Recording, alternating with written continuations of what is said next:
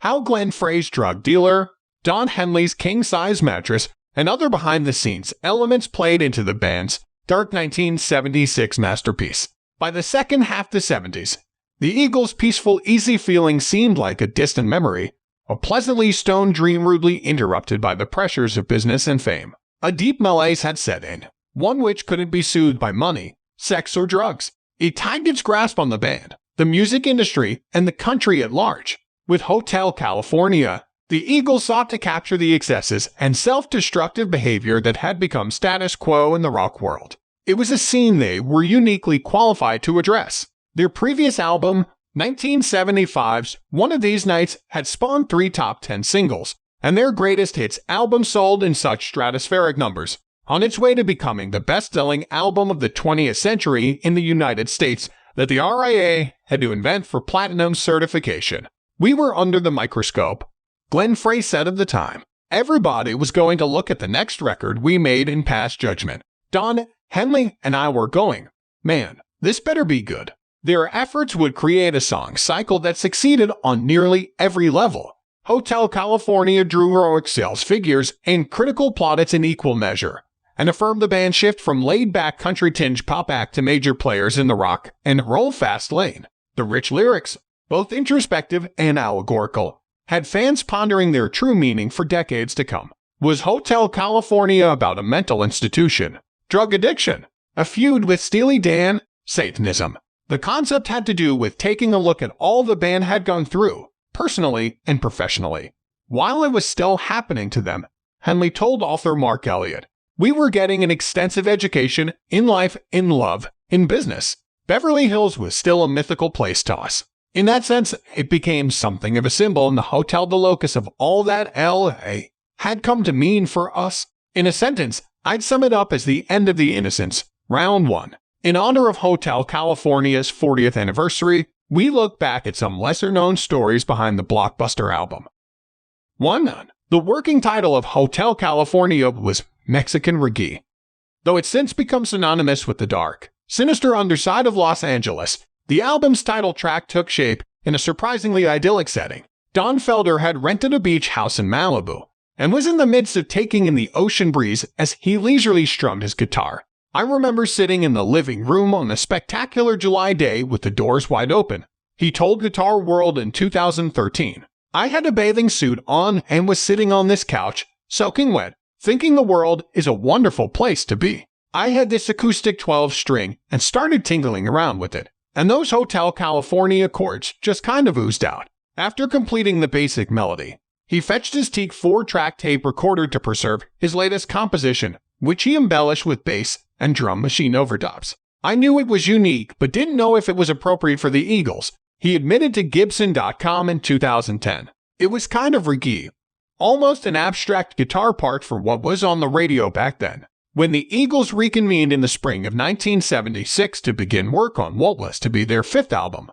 Felder assembled cassettes of his instrumental demos for his bandmates to mine for song ideas. Despite his initial reticence, the reggae-flavored tune made the cut. Felder had submitted a cassette tape containing about half a dozen different pieces of music, Henley told Rolling Stone in June. "None of them moved me until I got to that one.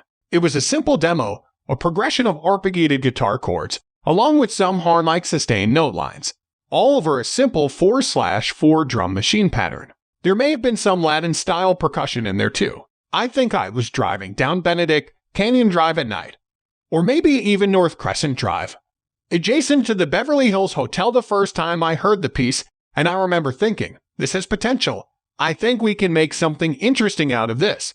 Glenn Frey was equally impressed. "We said this is electric Mexican reggae. Wow, what a nice synthesis of styles," he said in a 1992 episode of In the Studio with Redbeard.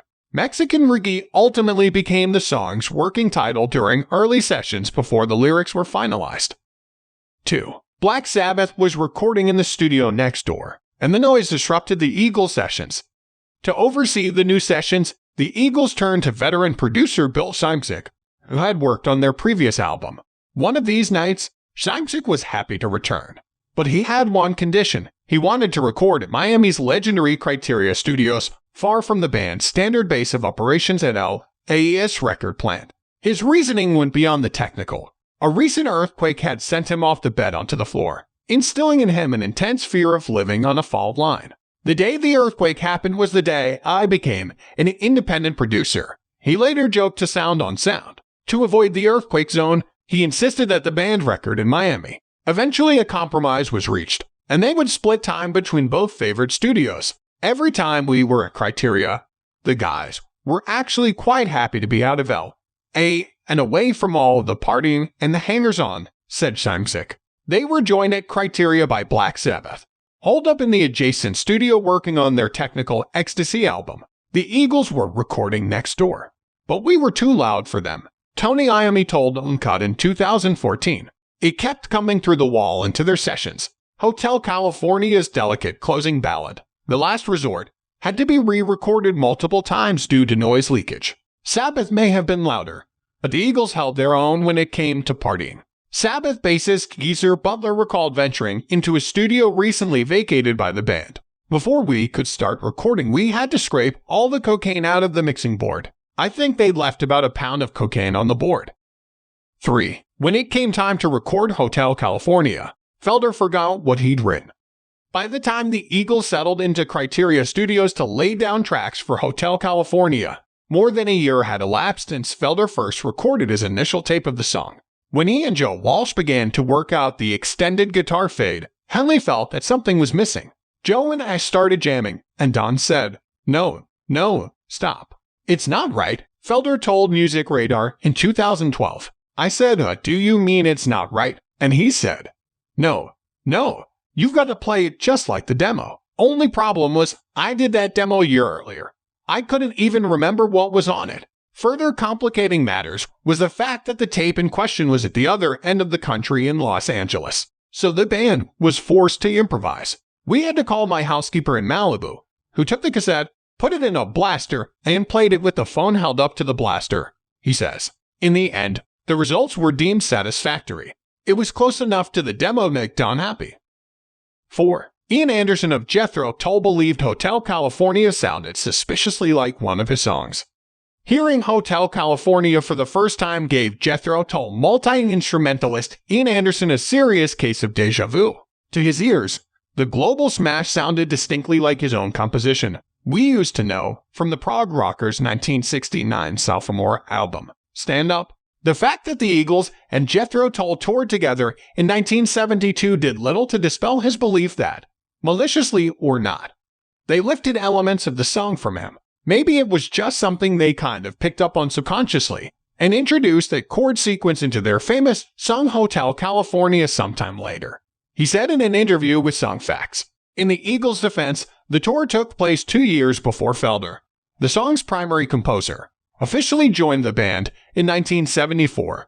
Though he was a friend of founding guitarist Bernie Leadom at the time and could have conceivably attended one of the performances, Felder himself later denied having ever heard We Used to Know at the time. He wrote the song and claimed to know little about Jethro Tull other than that they featured a flutist. Whatever the case, Anderson takes a magnanimous view of the incident. It's just the same chord sequence, he continues. It's in a different time signature, different key, different context. And it's a very, very fine song that they wrote. So I can't feel anything other than a sense of happiness for their sake. There's certainly no bitterness or any sense of plagiarism attached to my view on it, although I do sometimes allude, in a joking way, to accepting it as a kind of tribute. 5. Life in the Fast Lane was inspired by a conversation with Glenn Frey's drug dealer at 90 miles an hour. The Eagles' success made them, by their own admission, well-versed in most forms of debauchery, illicit pharmaceuticals, hotel destruction, and elaborate forms of sex play. Some of these late nights yielded memorable lyrics. One of the album's standout tracks was inspired by Glenn Frey's particularly harrowing car ride with his backman. I was riding shotgun in a Corvette with a drug dealer on the way to a poker game. He recalled in the 2013 documentary The History of the Eagles. The next thing I know, we're doing 90. Holding.